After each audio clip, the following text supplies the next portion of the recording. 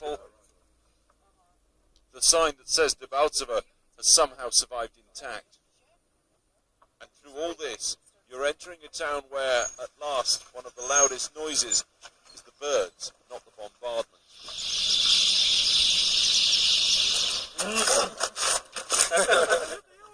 Treading the Ukrainian flag into the dirt, Cossack soldiers. One of them said, "You tell the world it was the Cossacks that took Debaltseve." Vladimir Putin goaded Ukraine over this battle, saying it's hard to lose to a bunch of coal miners and tractor drivers. Well, Vladimir, some miners, some tractor drivers. One of these fighters told us straight up, "I'm from Moscow." There are the trenches, and the dugouts, and the tents. Parts of this town are simply not of this century.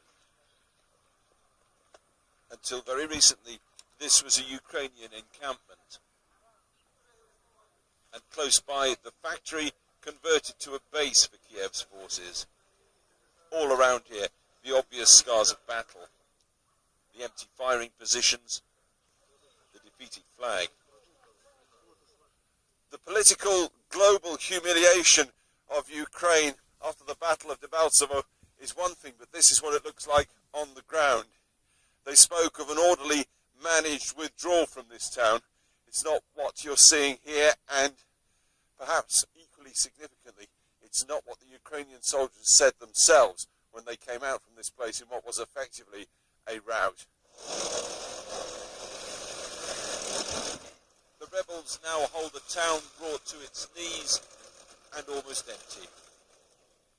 This is what a guitar looks like in Debaltseve. We're at home after all. We haven't come to fight on anyone else's land. This is our land. To the victor, the spoils, but here that seems to amount to just a few camp beds. But all around today in Debaltseve, another terrible story is emerging from those who couldn't or wouldn't leave. After weeks in the cellars, out to get whatever they can to survive in this frozen chaos. They're mostly elderly, they're exhausted, they're desperate. Like Alexander and Nadezhda. The shops are empty, and they're not bringing any food in, so we just live on our own supplies. I just want peace. Peace for our children and grandchildren. There's been no power or running water here since January.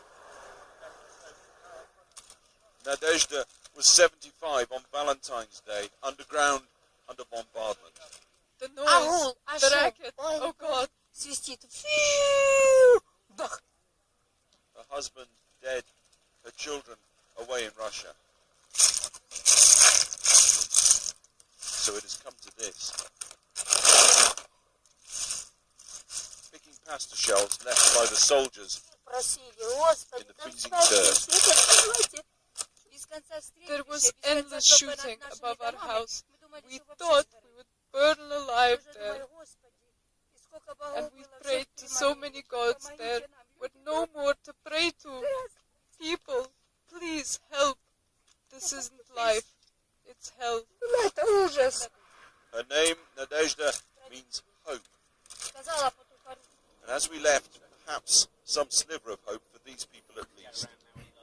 These are rebel-grabbed missile launchers moving in convoy away from this town because this battle, at least, is over. And a lot more of that movement, changing the atmospherics, far less shelling here in Donetsk and very little at all up where we were today, but an awful lot of movement, military convoys. We've seen some tanks pass up the street just before we were on air here. A pessimist would say, well, they're moving to the next scene and the next battle. An optimist would say they're retreating from their positions. All is, generally speaking, not too bad. A realist would say, look what's happening down in Mariupol and the build-up of military there. This is going to run for some time to come.